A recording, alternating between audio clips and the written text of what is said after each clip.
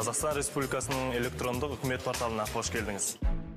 Осыдан тура 16 жыл бұрын мемлекеттік қызметтерді оңтайландыру мен электрондық форматқа көшірудің жаңа кезеңі басталды. Яғни ЕГОВ электронды үкімет порталы қолданысқа берілді. Міне содан бері мемлекеттік қызметтерді көрсету саласындағы сыбайлас жемқорлық азайып, қызмет көрсету сапасы жаңа деңгейге көтерілді.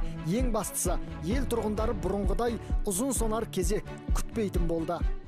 На сегодняшний день более 13 миллионов. Қазіргі уақытта сыртқы платформаларға, оның ішінде банктік қосымшаларға мемлекеттік қызметтердің 24 түрі шығарылды. Оларды 2021 жылы азаматтар шамамен 400 мың рет пайдаланған. Мысалы, жеке кәсіп ашу немесе жеке кәсіпкер ретінде тіркелу және автокөлік сату, бала тууына байланысты жәрдемақы алуға өтініш беру секілді. Тағы басқа қызметтер іске асырылды. Қазір екінші деңгейлі 3 бірдей банктың мобильді қосымшасын пайдалану арқылы үйден шықпай-ақ қажетті қызметті алуға болады.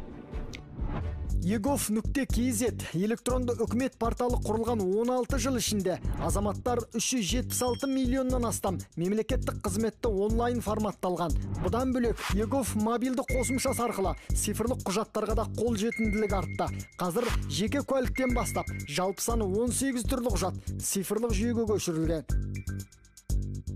На данный момент Қазір қазақстандықтардың шамамен 68%, яғни 13 миллион астам азамат егов.kz порталы арқылы мемлекеттік қызметтерді электрондық форматта пайдаланып жүр. Жалпы еліміз бойынша бекітілген мемлекеттік қызметтің 700-ге жуық түрі болса, оның 92% егов.kz порталы немесе егов мобильді қосымшасында онлайн алуға болады.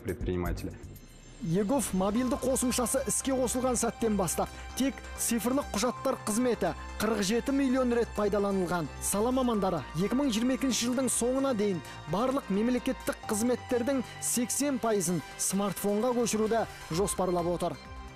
Қазіргі таңда мемлекеттік қызметтерді ЕГОВ мобильді қосымшасын пайдалана отырып, телефондағы бірнеше тетікті басу арқылы алуға болады.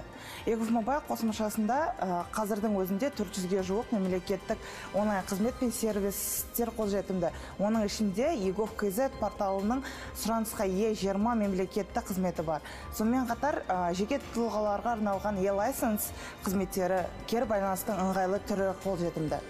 Расымен кез келген құжатты түп нұсқада алып жүргеннен гөрі электрондық форматта пайдаланған тиімді. Бірақ бұл қаншалықты қауіпсіз деген заңды сұрақ туындайды. Яғни азаматтардың жеке басын айыптайтын немесе қандайда бір қауіп төндіретін әрекеттер жасалуы мүмкін бе?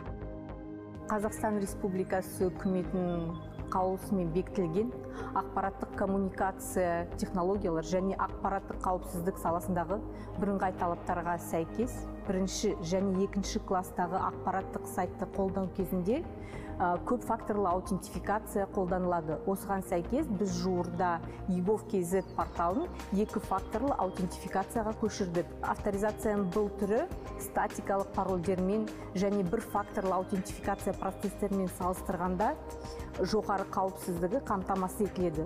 Бұның арқасында жалпы пайдаланушылардың құжаттары мен мәліметтері қауіпсіз болады. Алдағы уақытта ұлттық ақпараттық технологиялар акционерлік қоғамы тек SMS хабарлама арқылы азаматтар жіберген мәліметтер негізінде қызмет көрсетуді де жоспарлап отыр. Айта кету керек, мұндай қызмет түрін қолдану үшін номеріңіз мобильді азаматтар базасында тіркелген болуы керек.